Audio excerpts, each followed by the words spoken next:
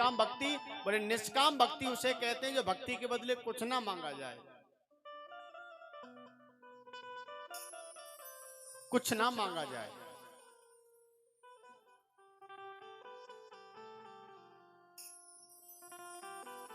मेरे कथा प्रेमियों, मंदिर में पूजा करने हम इसलिए न जाए कि पूजा के बदले हम भगवान से कुछ मांगे। पूजा करना हमारा धर्म है, पूजा करेंगे तो कुछ मिलेगा, मांगने से नहीं। मांगना ये तो केवल व्यापारियों का काम है। दुकान पे गए, 40 रुपए दुकानदार को दे दिए, शक्कर दे दो, तो पैसे के बदले में शक्कर मिला है। ये सब व्यापारियों का काम होता है, भक्तों का काम नहीं होता कि हमने भक्ति की है, भक्ति के बदले ठाकुर जी हमें कुछ दे दो।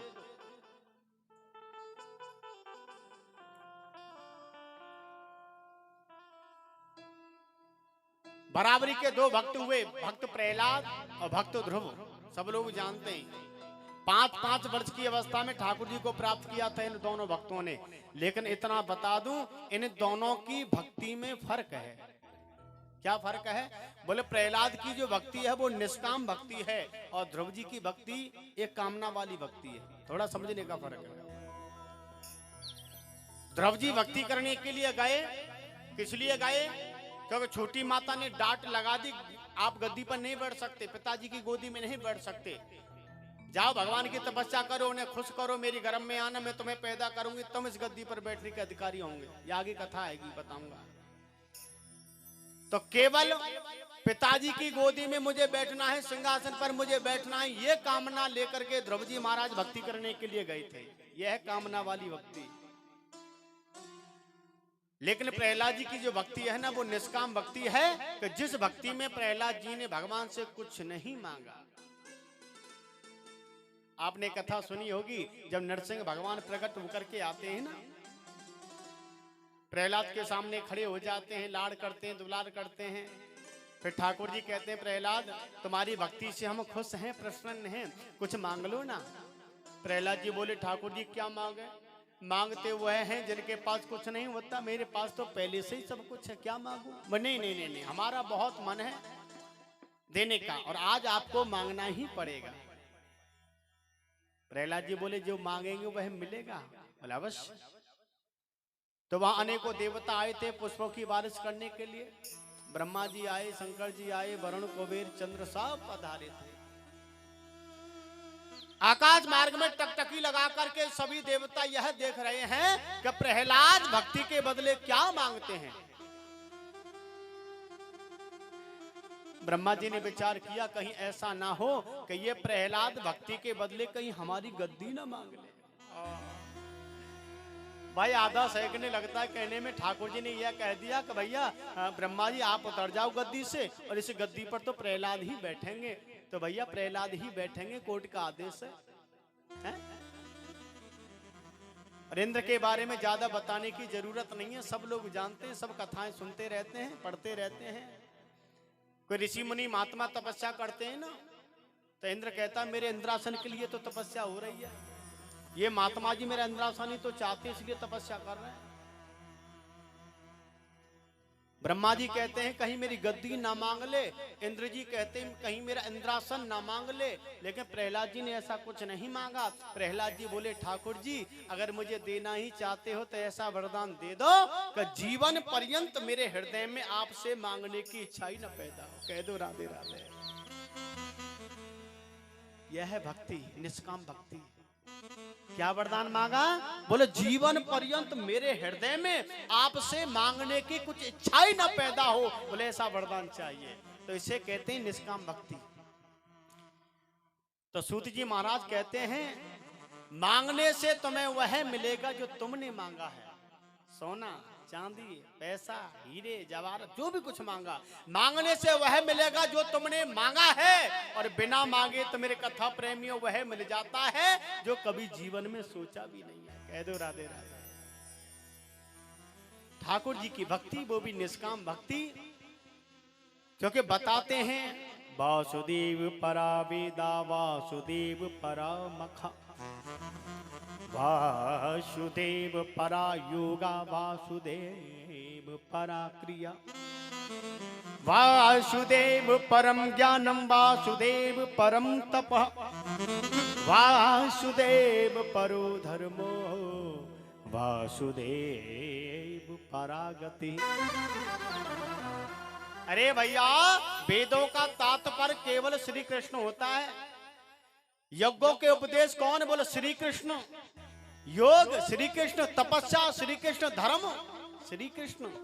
अरे भैया, सारी गलतियां इनमें समा ही जाती हैं, सब श्री कृष्ण। तो भक्ति किसकी? श्री कृष्ण की। तो पहले सवाल का जवाब दिया, भक्ति होनी चाहिए ठाकुर जी के चरणों में, वो भी निष्काम भक्ति, कामना वाली नहीं, निष्काम।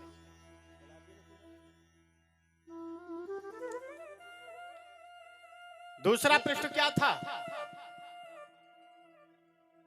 दूसरा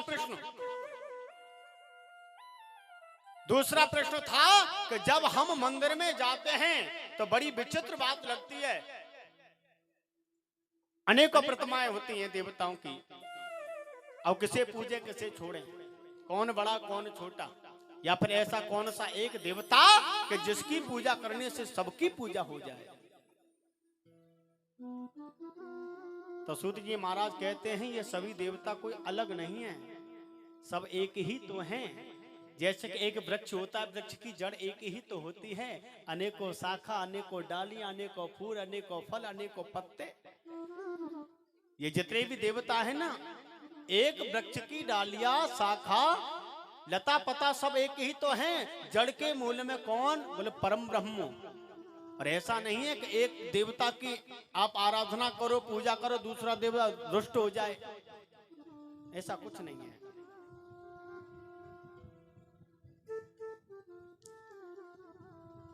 और मैं कहना चाहता हूं, जीवन में इष्ट एक ही होना चाहिए। डाल डाल पात पात पर घूमने की जरूरत नहीं है मेरे कथा प्रेमियों, क्योंकि एक है साधे सब सदे, सब साधे सब जाए। एक होना चाहिए, केवल एक। मैंने देखा है, अक्सर माताओं को देखता हूं, माताएं व्रत बहुत करती हैं। हाँ, एकादशी का व्रत तो होता ही है, फिर नवरात्रि का व्रत होता है, फिर जन्माष्टमी आ गई, शिवरात्रि आ गई, अरे कितने व्रत, मालूम नहीं इन व्रतों का मतलब क्या है। मैं मना नहीं करता, व्रत रहना चाहिए, लेकिन एक व्रत अपना लो और जो हमारा इष्ट है उसका व्रत करो। ऐसा नहीं है भोले बाबा का आप व्रत करते हो कि हनुमान जी रुष्ट हो जाए, नाराज हो जाए अगर हनुमान जी का व्रत नहीं किया तो, ऐसा कुछ नहीं है। खुश होते हैं, देवता कभी विरोध नहीं करते। विरोध करने का काम हम तुम्हारा है, देवताओं का काम नहीं है भक्ति में। तो देखिए, दूसरे प्रश्न का जवाब दिया है कि आस्था एक में रखो, जो भी तुम्हारा इष्ट है, और निंदा किसी की मत करो। कह दो राधे राधे। आस्था एक में और निंदा किसी की मत करो, ये दूसरे प्रश्न का जवाब है। तीसरा प्रश्न, भगवान का वेद में नाम है अजन्मा, और जब अजन्मा नाम पड़ गया ठाकुर जी का, तो देवकी का बेटा कृष्ण कैसे बन गया, और कौशल्या का बेटा राम कैसे बन गया?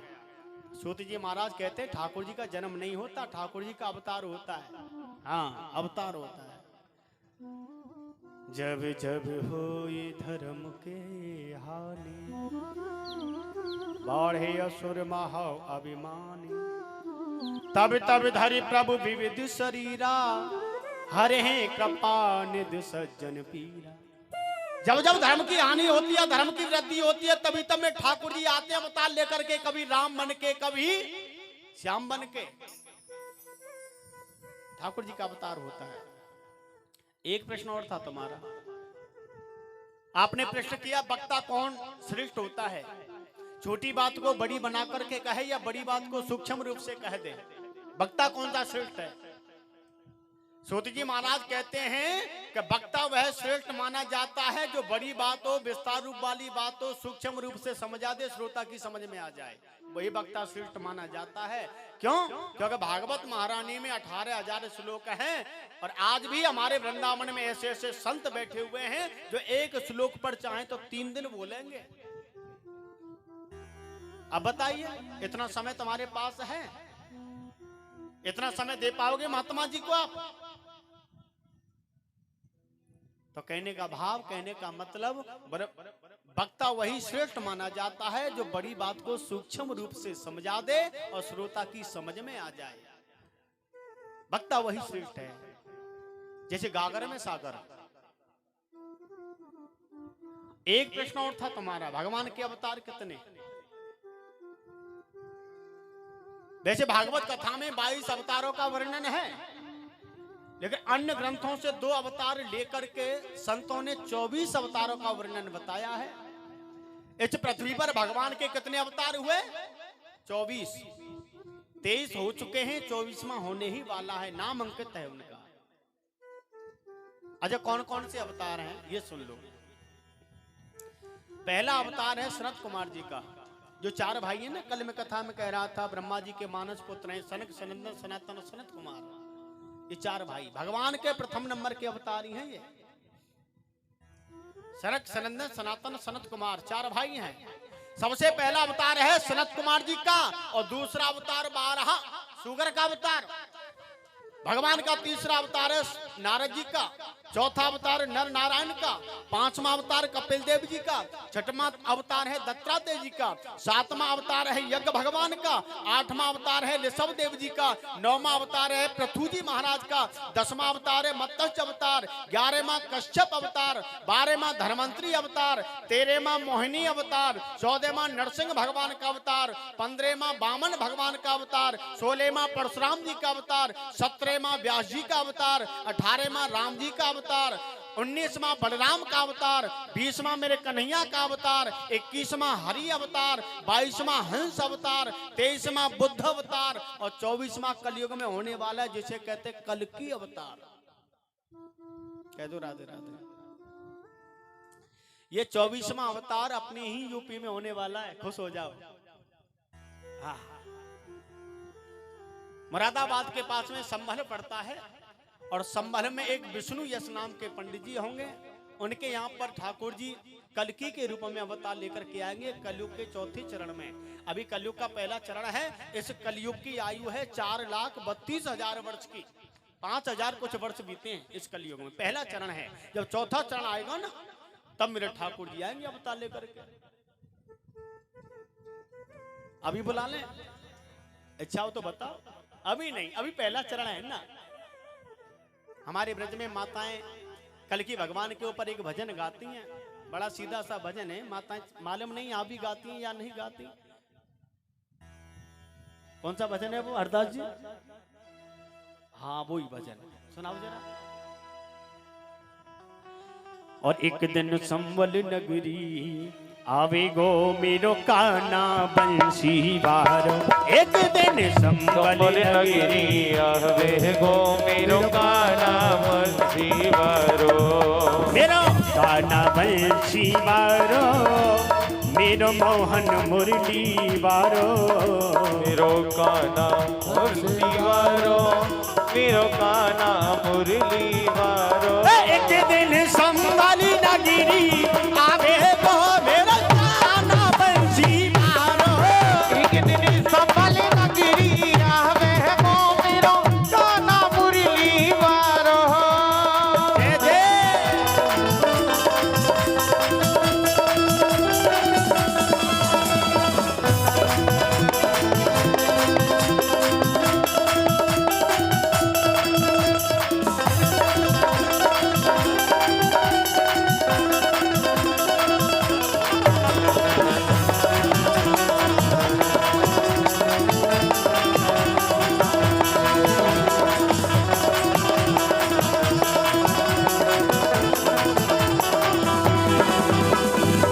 पहले तो यदुकुल में आयो, पहले तो यदुकुल में आयो। पहले तो यदुकुल में आयो। पहले तो यदुकुल में आयो। पहले तो यदुकुल में आयो। पहले तो यदुकुल में आयो। अब के ब्राह्मण घर में आवे गो मेरो काना बंसी बारो। एक दिन संबल नगरी आवे गो मेरो काना मुरली बारो। गाइए सभी दोनों हाथ उठा करके, सभी गाइए।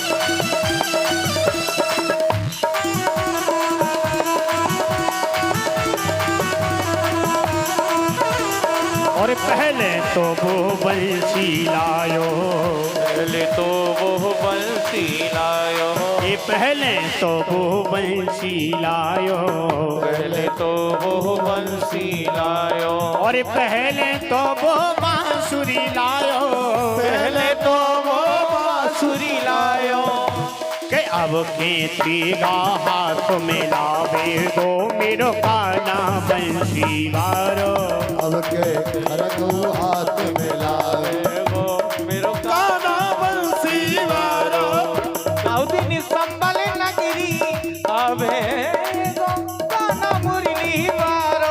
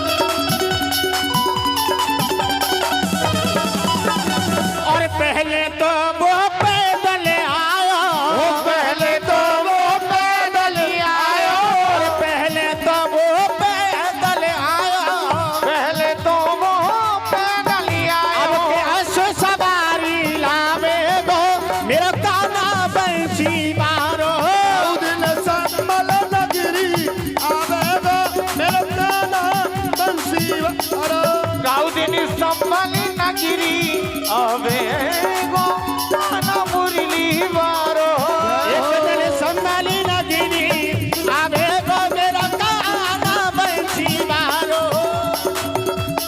नगरी आवे गो मेरो काना मुरली वारो।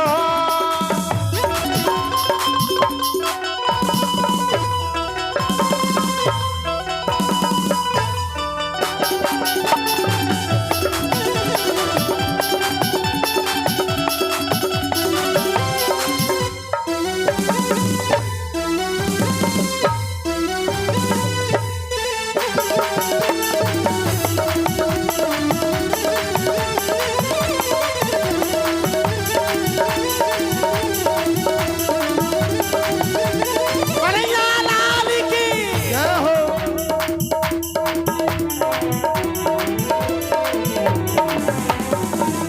बोलो श्रीमद् भागवत महापुराण की जय हो। बहुत सुंदर। ये परम आदरणीय वेद प्रकाश जी जो परीक्षित बने हुए हैं, ये कथा के मध्य में 501 रुपये का दान दे रहे हैं व्यासपीठ के लिए ठाकुर साहब, और ये 501 रुपये का दान ठाकुर मनोहर सिंह दोनों भाई मिलकर के 500 रुपये का दान कथा के मध्य में लेकर के आए हैं। एक बार तालियों से स्वागत करेंगे, बार बार धन्यवाद, बार बार साधुवाद।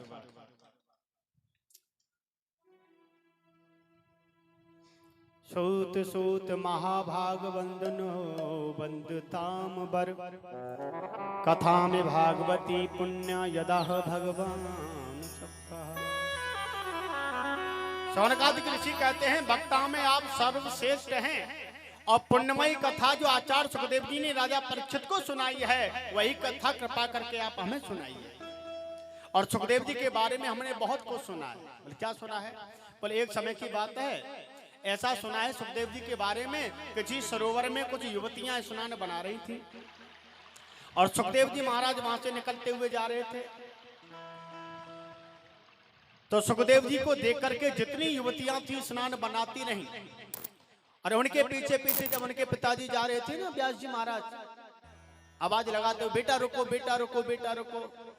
तो व्यास जी महाराज को देख करके जितनी युवतियां थी सब सरोवर से बाहर निकली, जल्दी से अपने कपड़े पहने और व्यास जी के सामने हाथ जोड़ के खड़ी हो गई, क्षमा मांगने लगी, बाबा क्षमा कर देना। बोले क्यों, क्या हुआ? लो आप यहाँ से निकलते हुए जा रहे थे और हम यहाँ स्नान बनाती नहीं, आप कहेंगे इन्हें शर्म नहीं, लज्जा नहीं है? आप कहेंगे ना, हम आपको देख नहीं सके, हमें क्षमा कर देना बाबा। तो व्यास जी ने एक बात कही, बेटी बुरा मत मानना, एक बात पूछना चाहता हूँ। पूछो।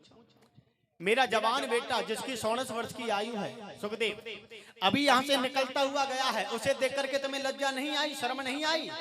अरे मैं तो तुम्हारे दादा और परदादा के समान हूं, मुझसे कैसी शर्म, मुझसे कैसी शर्म? तो एक स्त्री ने बड़ा सुंदर जवाब दिया, बाबा बुरा मत मानना, आप संसार में रहते हो, तुम्हारे बेटा सुखदेव तो ऐसे परमहंस हैं जो स्त्री और पुरुष के भेद कोई नहीं जानता।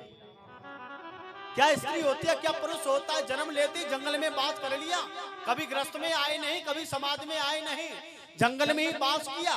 अब वो क्या जाने स्त्री पुरुष का भेद? बाबा तुमसे शर्म आएगी, लज्जा आएगी, क्योंकि तुमने ग्रस्त भोगा है, तुम समाज में रहे हो, आपसे शर्म आएगी। जब इतना सुना व्यास जी ने, व्यास जी के नेत्र सजल हो गए।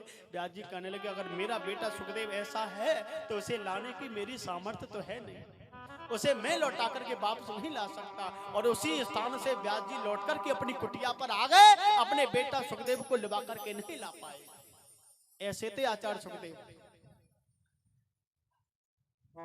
सौनकादिक ऋषि बोले, महाराज सुखदेव के बारे में आपने कल भी बताया, आज भी बहुत वर्णन कर रहे हो, व्यास जी के बेटा थे सुखदेव, ये व्यास जी किसके बेटा थे? थोड़ा इनके बारे में भी तो बताओ ना। सुनो, द्वापरे समन प्राप्ते तृतीय युग पर रहे, जाते है पाराशरा भोगी बा सख्याम कल्याण। वर्तमान की जो चतुर्थ युगी होती है, सतयुग, त्रेता, द्वापर, कलयुग, और तीसरा युग होता है द्वापर। द्वापर युग में एक वसु कन्या थी जिसका नाम था सतवती। सतवती के उदर से एक संत थे जिनका नाम था पाराशर। पाराशर जी द्वारा व्यास जी का जन्म हुआ, सतवती के गर्भ से।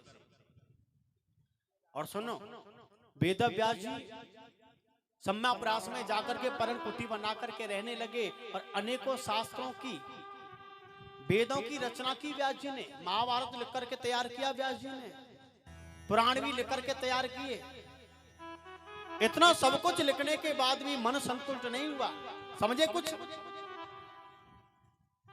अब समझो, नारायण के बेटा ब्रह्मा, ब्रह्मा के बेटा वशिष्ठ, वशिष्ठ के बेटा शक्ति, शक्ति के बेटा पाराशर, और पाराशर के बेटा व्यास जी, और व्यास जी के बेटा सुखदेव जी।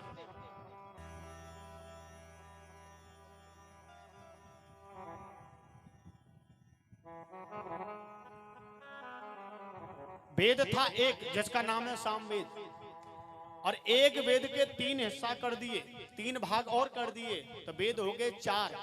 यज्ञवेद, यजुर्वेद, सामवेद, अथर्ववेद, ये 4 वेद लिख करके तैयार किए व्यास जी ने।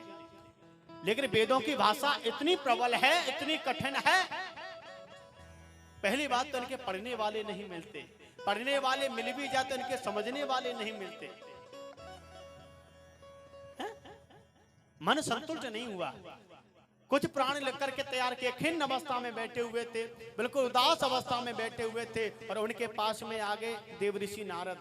नारद जी आकर के बोले, पाराशर नंदन, व्यास जी क्या बात है, आप इतने उदास क्यों हैं, इतने चिंतित क्यों हैं?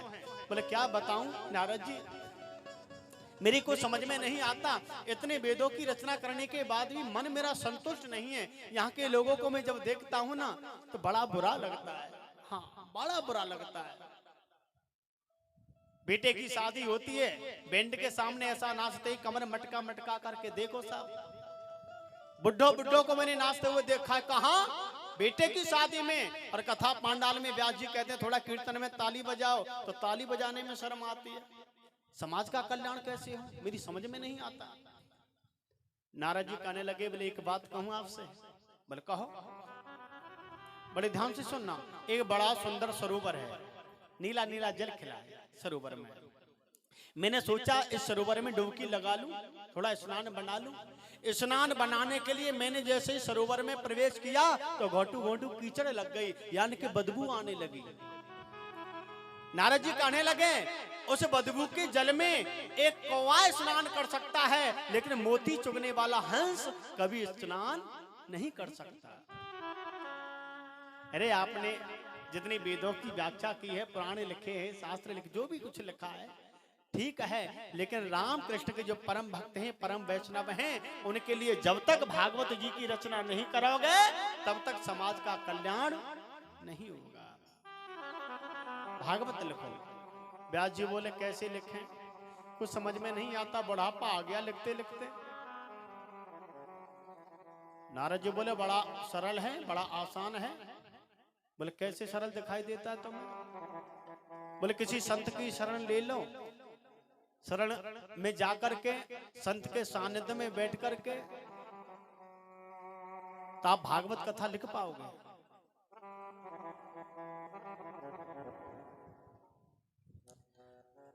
और सुनो, संत के प्रभाव से कितना बड़ा परिवर्तन होता है अपने जीवन में। मैं किसी और का दृष्टांत देने वाला नहीं हूं, उसका दृष्टांत मैं खुद हूं। बड़े ध्यान से सुनेंगे। नारद जी कह रहे हैं इस बात को कि संत के प्रभाव से जीवन में कितना बड़ा परिवर्तन होता है। मेरे ऊपर जो संतों की कृपा हुई है, मैं अपने बारे में बताना चाहता हूं तुम्हें। नारद जी अपने पूर्व जन्म की कथा बता रहे हैं। पूर्व जन्म में मैं कौन था? अयम पुरातीत भवे भवम मुने। पूर्व जन्म में मैं एक दासी का बेटा था, ब्राह्मण के घर में मेरा जन्म हुआ, और जैसे ही मेरा जन्म हुआ मेरे पिताजी की मृत्यु हो गई। मेरे पिताजी की मृत्यु हुई, मेरी माताजी ने मुझे गोदी में लिया, गोदी में लेकर के निकल पड़ी घर से और किसी आश्रम पर जाकर के पहुंच गई। आश्रम पर जैसे ही पहुंची, वहां आश्रम के जो महंत थे महात्मा जी, उनसे जाकर के कहने लगी, मेरी माता, बाबा, पति मेरे दुनिया में है नहीं और समाज से मुझे डर लगता है, मैं तुम्हारे आश्रम पर रहना चाहती हूँ। एक मेरा छोटा सा बेटा है और एक मैं हूँ, बहुत सारा काम करूंगी तुम्हारे आश्रम पर रह करके, हैं? भोजन प्रसादी बनाऊंगी, गाय को चारा खिलाऊंगी, दूध निकालूंगी, झाड़ू पोछा करूंगी, बहुत सारा काम करूंगी तुम्हारे आश्रम पर रह करके। केवल मुझे 2 समय का प्रसाद चाहिए और कुछ नहीं चाहिए। अरे मेरे कथा प्रेमी, आप लोग अच्छी प्रकार से जानते हो, संत हृदय नवनीत समाना। संतों का हृदय बड़ा कोमल होता है। महात्मा जी ने कह दिया, राहो बेटी, बड़े प्रेम से, बड़े भाव से। अच्छा, आश्रम, आश्रम की परिभाषा क्या है? आश्रम किसे कहते हैं? भाई जून का महीना हो, कैडी धूप पड़ी हो, जून के महीना में कैडी धूप पड़ी हो, कहीं राजस्थान रेगिस्तान में फंस जाओ, सिर पर ढकने के लिए कोई वस्त्र नहीं है, पैरों में जूता चप्पल नहीं है, तो कैसा महसूस करोगे आप ये बताओ? हे भगवान, थोड़ी सी छाया मिल जाए, ऐसा ही तो महसूस करोगे, हमारे प्राण बच जाएं। तो देखा एक बट वृक्ष था, दूर दूर तक उसकी छाया थी। मैं दौड़ करके गया और उस छाया में जाकर के मैंने सांस ली। मैंने कहा, आहा, प्राण बच गए। यानी कि जिस स्थान पर पहुंचने के बाद में जीवन का श्रम चला जाए, आनंद की अनुभूति हो जाए, उसी का नाम आश्रम होता है। कह दो राधे राधे। उसी को आश्रम कहते हैं। अरे मेरे कथा प्रेमियों, 4 मास व्यतीत करने के लिए कुछ संत वहां पधारे, तो जो बारिश के 4 महीने होते हैं, उन महीनों में संत घूमते नहीं हैं। क्यों नहीं घूमते? कि बारिश के समय पर जमीन से कीड़े निकलते हैं और संतों का भाव होता है, हम अगर पैदल यात्रा करेंगे, कोई कीड़ा हमारे पैर के नीचे दबके न मर जाए, इसलिए वह घूमते नहीं है, एक स्थान पर बैठ करके भजन करते हैं, सत्संग करते हैं। तो उसी आश्रम पर कुछ संत वहां पधारे, तो 4 महीने रहे। तो नारद जी कहते हैं कि मेरा नाम उन संतों ने रख दिया रामदास। मैं छोटा था, जब प्रवचन संत कहते थे ना, तो मेरी माताजी मुझे गोदी में लेकर के प्रवचन सुनती थी, कथाएं सुनती थी। और जब सभी संत भोजन पाते थे, तो सब संत जब भोजन पाते थे, उसके बाद में जो झूठी पत्तल बचती थी, उस भोजन प्रसादी को मैं पाता था। और संतों की झूठी प्रसादी खा खा करके मेरे हृदय में वैराग उत्पन्न हो गया। मैंने कहा, अब तो मुझे भगवान की भक्ति करनी है, भगवान की भक्ति करनी है। 4 महीने व्यतीत हुए। 4 महीने के बाद में वह संत वहां से जाने लगे, वह संत वहां से जाने लगे। रामदास दौड़ करके आए और आकर के बोले, गुरुजी, मुझे अपने साथ ले चलो, मैं तुम्हारे बगैर नहीं रह सकता। और सुनो, अगर आप मुझे अपने साथ नहीं ले गए तो मैं प्राणों का त्याग कर दूंगा, मैं मर जाऊंगा, तुम्हारे बगैर नहीं रहूंगा। मुझे भक्ति करनी है, मुझे भजन करना ठाकुर जी का।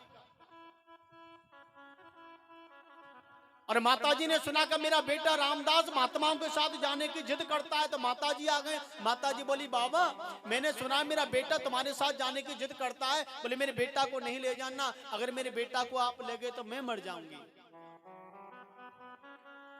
क्योंकि पति दुनिया में है नहीं, छोटा सा यही तो सहारा है मेरा। ये भी तुम्हारे साथ चला गया तो मैं किसके सहारे जीऊंगी। महात्मा जी कहने लगे, अब कलंक लग गया हमें। बेटा को ले जाते तो माता जी मर जाएंगी, नहीं ले जाते तो बेटा जी मर जाएंगे, अब कलंक लग गया। संत कैसे कहते हैं, जो समस्या का समाधान कर दे वही संत होता है, बिगड़ी बात को बना दे वही संत होता है, बहते हुए को बचा ले वही संत होता है। विवेकानंद जी का नाम तो तुमने सुना होगा, अच्छे संत थे, कई प्रवचन कर रहे थे। और जैसे ही प्रवचन उनका बंद हुआ, और प्रवचन जैसे ही बंद हुआ तो सब वहां से प्रसाद लेके निकल पड़े। एक स्त्री रह गई। स्त्री कहने लगी, जो महाराज जी अभी प्रवचन कर रहे थे उनसे दो बातें करनी है मुझे। तो जिस कक्ष में वो ठहरे हुए थे वहां कुछ उनके सेवक भी बैठे हुए थे। बोले, महात्मा जी एक औरत तुमसे मिलना चाहती है। बोला, आओ। तो अंदर प्रवेश कर गई। बोला, आपसे 2 मिनट बात करनी है, वो भी अकेले में। तो विवेकानंद जी बहुत अच्छे संत थे, उन्होंने अपने सेवकों से कहा, थोड़ी देर बाहर हो जाओ, मैं जरा पूछना चाहता हूँ ये देवी क्या बात करना चाहती है, बताओ देवी क्या बात है। सब बाहर चले गए कि मैं तुमसे कुछ मांगना चाहती हूँ। बोले, मांगो। कि मुझे तुमसे तुम जैसा रूपवान, तुम जैसा गुणवान, तुम जैसा शीलवान एक बेटा चाहिए। विवेकानंद जी कोई मामूली संत थे क्या? क्रोध नहीं किया उन्होंने, नहीं। महात्मा जी बोले ऐसा तो देखो असंभव है। अब इस दुनिया में कितने लोग हैं, सबके आचार विचार बिल्कुल अलग अलग है, एक जैसी शक्ल भी नहीं है।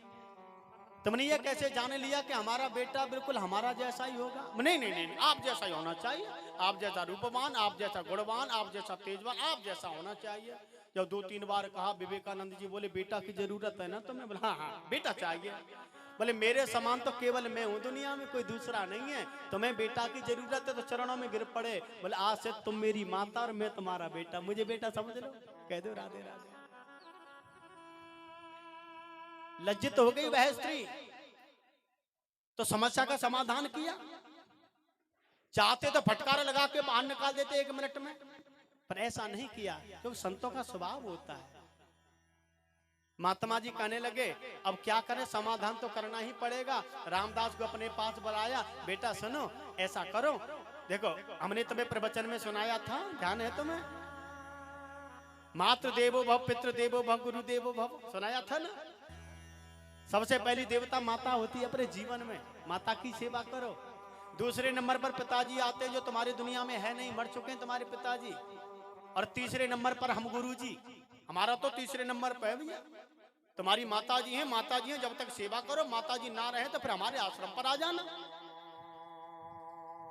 रामदास कहने लगे, आप ही कह रहे थे ना कोई किसी की माता, ना कोई किसी का पिता, संसार स्वप्न बत है।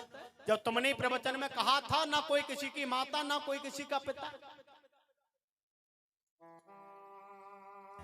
अरे बेटा, गुरु की बात मानते हैं ना, जब तक माताएं उनकी सेवा करो। और हम वादा करते हैं, माता ना रहे तो हमारे आश्रम पर आ जाना। एक छोटा सा 12 मंत्र दे दिया कान में, और 12 मंत्र दे करके महात्मा जी वहां से चले गए, रामदास आश्रम पर रह गए। अब बैराग हृदय में उत्पन्न था। अब रामदास कहने लगे, जब तक माता जी रहेंगी तब तक हम आश्रम पर नहीं जा पाएंगे, गुरु जी के पास, गुरु जी के सानिध्य में ना भजन कर पाएंगे। हे ठाकुर जी, मेरी माता जी को उठा ले। हे भगवान, ऐसा सोचना भी तो गलत है ना माता जी के बारे में, लेकिन बैराग है हृदय में, भक्ति का भूत सवार है। और एक दिन ऐसा हुआ मेरे कथा प्रेमियों, एकदा निर्गताम गेहा दुहंतीम निष्गाम पति। गाय से दूध निकाल रही थी माता जी, घास में बैठा हुआ था काला सर्प, सर्प ने माताजी को डस लिया, माताजी की मृत्यु हो गई। और जब माताजी की मृत्यु हुई, रामदास कहने लगे कि क्या बताऊं, मैं इतना रोया कि एक आंख से गर्म आंसू निकले और एक आंख से ठंडे आंसू।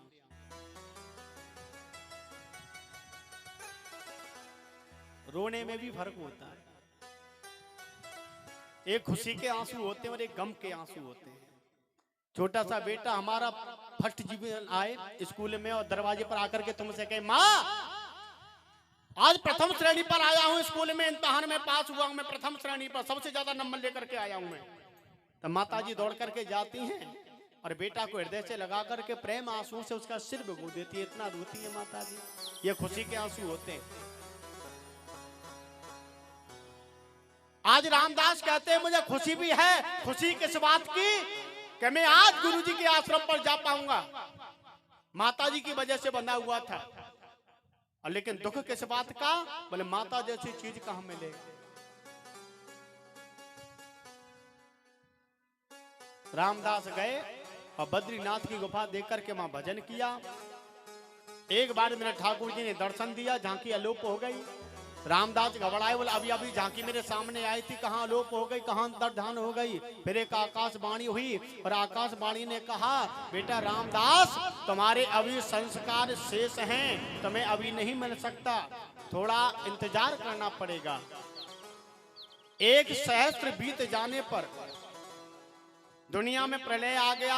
प्रलय आने के बाद में सृष्टि का सृजन हुआ और सृष्टि का जब सृजन हुआ तो नारायण ने ब्रह्मा जी को पैदा किया। ब्रह्मा जी द्वारा कुछ संतों को प्रकट किया, तो उन संतों के मध्य में मरीचि आदि जो संत थे उनके साथ में मेरा भी निर्माण हुआ।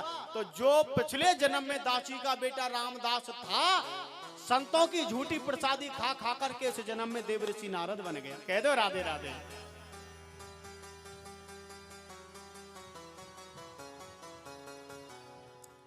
देव श्री नारद बन गया। तो संतों के प्रभाव से कितना बड़ा परिवर्तन होता है जीवन में। मैंने किसी और का दृष्टांत नहीं दिया, ये मैंने खुद का दृष्टांत दिया है। मेघदासी का बेटा रामदास आज देव ऋषि नारद बन गया। तो आज नारद जी कहते हैं व्यास जी से, बोले किसी संत का आश्रय लो, संत की शरण में पहुंच जाओ, तुम भागवत कथा लिख पाओगे। व्यास जी कहने लगे, बोले आपसे बड़ा संत कौन होगा, मैं तुम्हारा आश्रय लेता हूं, तुम्हारी शरण में आता हूं मैं, तुम लिखवा भागवत। तो 4 श्लोक की भागवत थी जो नारायण ने दी ब्रह्मा जी को, ब्रह्मा जी ने दी नारद जी को, नारद जी ने दी व्यास जी को।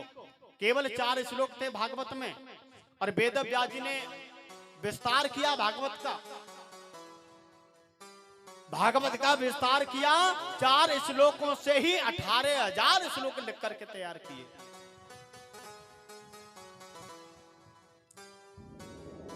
व्यास जी ने भागवत कथा को लिख दिया। व्यास जी विचार करने लगे इसका अध्ययन कैसे कराऊं मैं।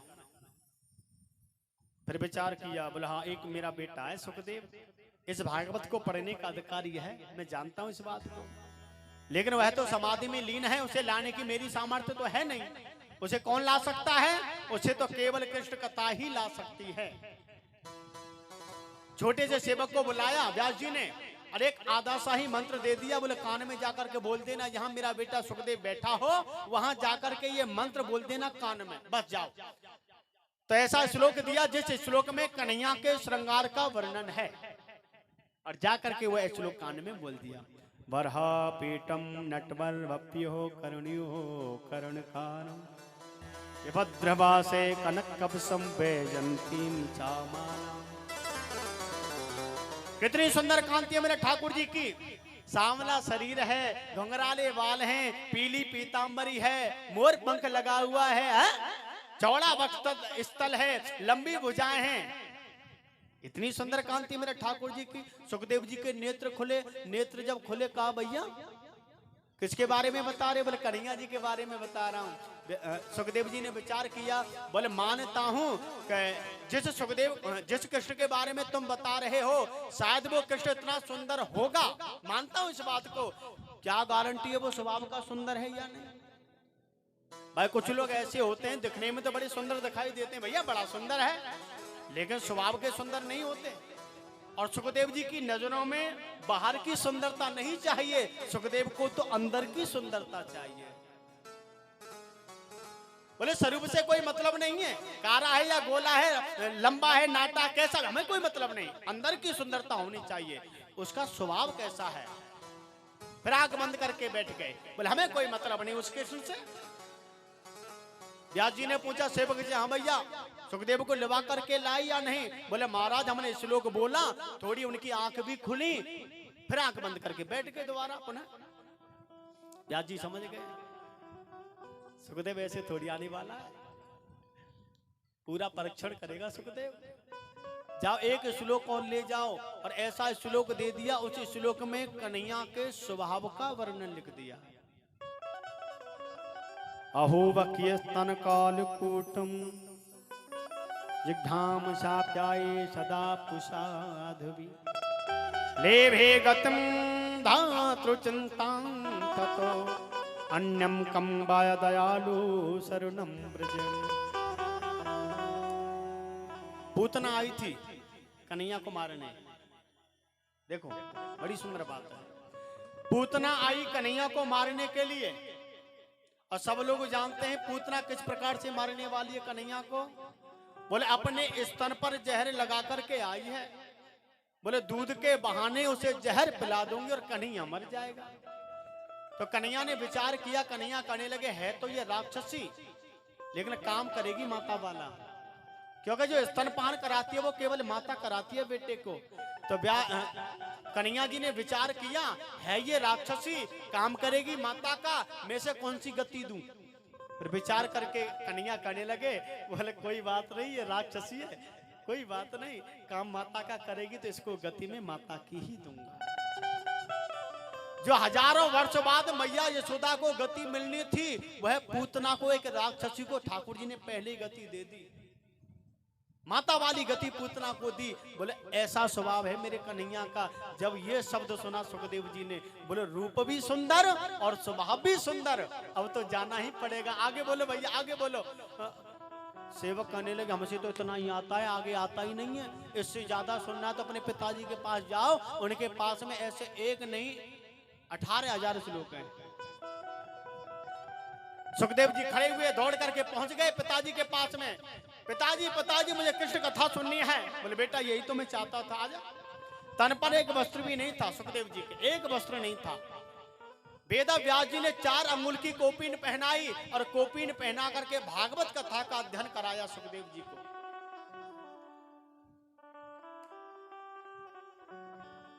फिर परीक्षा कराई राजा जनक द्वारा। भागवत को पढ़ने का अधिकारी कौन होता है? बोले जिसने काम और क्रोध को जीता है। बोले इस बात को मैं तो जानता हूं कि मेरे बेटे सुखदेव ने काम को भी जीता है, क्रोध को भी जीता है। अगर मैं इस बात को कहूंगा तो संसारी लोग कहेंगे कि अपने बेटे की स्वयं बड़ाई करते हैं। क्यों नहीं ये परीक्षा राजा जनक द्वारा कराऊं? राजा जनक के पास में खबर भिजवाई, मेरा बेटा सुखदेव आ रहा है और उसकी परीक्षा लेना, इसने काम क्रोध को जीता या नहीं जीता। तो परीक्षा में पास हुए सुखदेव। 5 दिन तक दरवाजे पर खड़े रहे।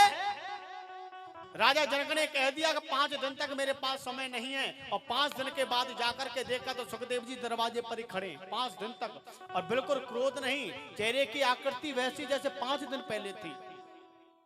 क्रोध को जीता है महात्मा जी ने। और जब अंदर लेकर के आए तो अनेकों अप्सराएं आई, कोई आलिंगन कर रही है, कोई तांबूल समर्पित कर रही है। कितना भी पाउडर लगा के आओ, कितनी भी क्रीम लपेट के आओ, वो जानते नहीं है खुशबू बदबू क्या होती है?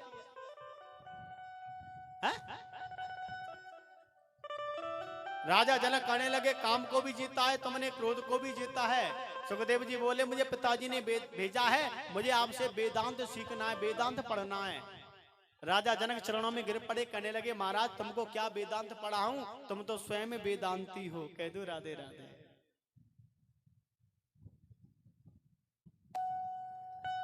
कह दो राधे राधे। ऐसे थे आचार्य सुखदेव। और सच कहूं ये वही आचार्य सुखदेव हैं जब राजा परीक्षित को 7वें दिवस का श्राप लगा था, समीक ऋषि के बेटा श्रृंग ऋषि ने श्राप दिया, क्योंकि उन्होंने एक अपराध किया था। एक संत के गले में मरा हुआ सर्प डाल दिया था। तो संत के बेटा श्रृंग ऋषि ने श्राप दिया था कि ये तक्षक नाम का सर्प तुम्हें डसेगा, 7वें दिन तुम्हारी अकाल मृत्यु हो जाएगी और तुम्हें नरक की प्राप्ति होगी। ऐसा श्राप दिया था। तो इन्हीं आचार्य सुखदेव जी ने 7 दिन में राजा परीक्षित को मोक्ष कराई। और कैसी मोक्ष? जो स्वयं भगवान का विमान आया था उन्हें लेने के लिए, विमान में परीक्षित बैठे और स्वर्ग पहुंच गए। तो शौनकादिक ऋषि कहने लगे, बोले महात्मा जी एक बात बताओ, सुखदेव के बारे में तुमने बता दिया, तुमने कहा कि परीक्षित ने अपराध किया, तो परीक्षित किसके बेटा थे? परीक्षित किसके बेटा थे? क्या उन्होंने अपराध किया? क्यों उन्हें श्राप लगा? तो ये कथा परीक्षित जन्म की यहां से आरंभ होती है। हे गोपाल मुरलिया वाले, नंदलाल मुरलिया वाले, हे गोपाल मुरलिया वाले, नंदलाल मुरलिया वाले, गोपाल मुरलिया वाले, अरे नंदलाल मुरलिया वाले, गोपाल मुरलिया वाले, नंदलाल मुरलिया वाले, इको गोपाल मुरलिया वाले, नंदलाल मुरलिया वाले, श्री राधा जीवन नीलमणि गोपाल मुरलिया वाले, श्री राधा जीवन नीलमणि गोपाल मुरलिया वाले, ओ श्री राधा जीवन नीलमणि गोपाल मुरलिया वाले, श्री राधा जीवन नीलमणि गोपाल मुरलिया वाले, हे गोपाल मुरलिया वाले, गोपाल मुरलिया वाले, हे गोपाल मुरलिया वाले, हे गोपाल मुरलिया वाले, हे गोपाल मुरलिया वाले, हे गोपाल मुरलिया वाले, हे श्री राधा जीवन नीलमणि गोपाल मुरलिया राधा जीवन नीलमणि गोपाल मुरलिया जय हो।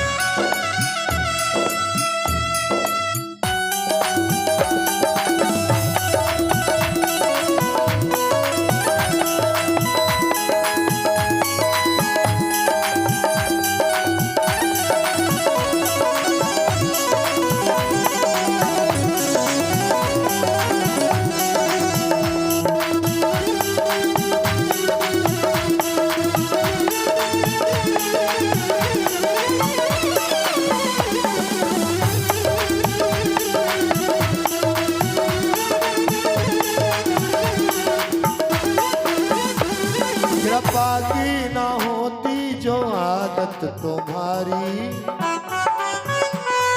तो सुनी रहती अदालत तुम्हारी। ना हम होते मुल्ज़िम ना तुम होते हाकिम, ना हम होते मुल्ज़िम ना तुम होते हाकिम, ना घर घर में होती इबादत तुम्हारी, घर घर में होती इबादत तुम्हारी, ना घर घर में होती इबादत तुम्हारी, तुम्हारी ही उल्फत के द्रगबिंदु हैं ये,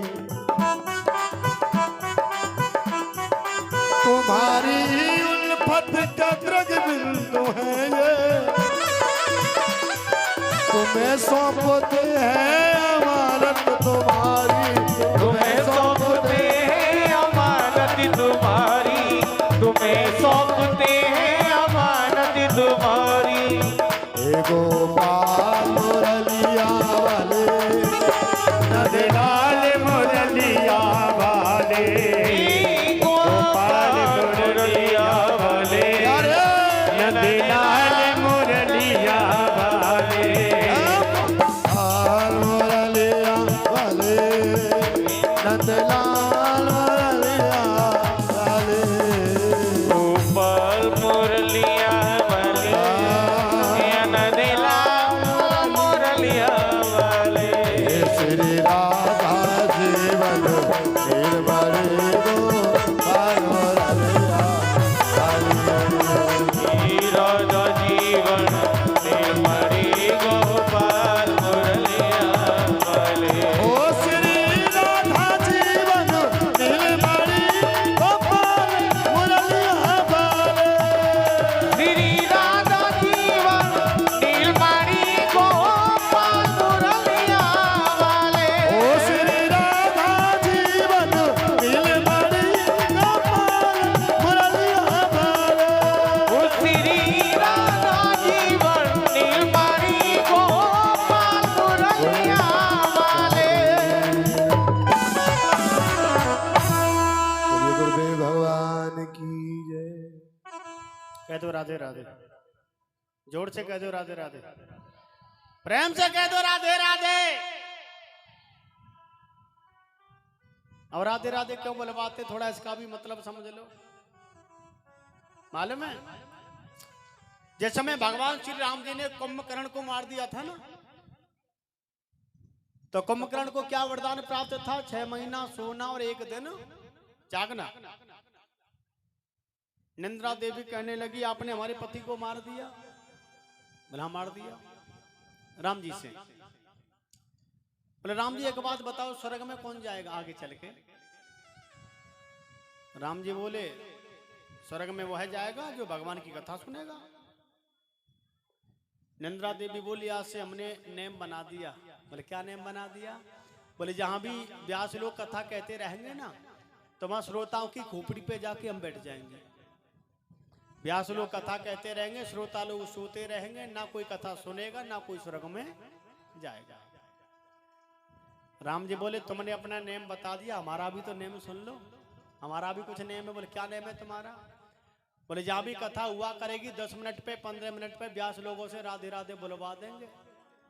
और कलयुग में राधे का तो प्रचार अत्यंत रहेगा, तो राधे राधे रट्टो चले आएंगे बिहारी। और जहां राधे का नाम उच्चारण हुआ तो निंद्रा देवी ठहर नहीं सकती, फुर्र उड़ जाएंगे। तो निंद्रा देवी तुम्हें परेशान ना करें, इसके लिए समय समय पर राधे राधे बोलते रहो। कह दो एक बार राधे राधे, जोर से कहते हो राधे राधे। हाँ ऐसे ही। तो सूत जी महाराज कहते हैं सौनकादिक ऋषियों से, यह उस समय की बात है जिस समय महाभारत युद्ध हुआ। इन बच्चों को समझाओ। बैठ जाओ बेटा, बैठ जाओ सब। महाभारत युद्ध हुआ।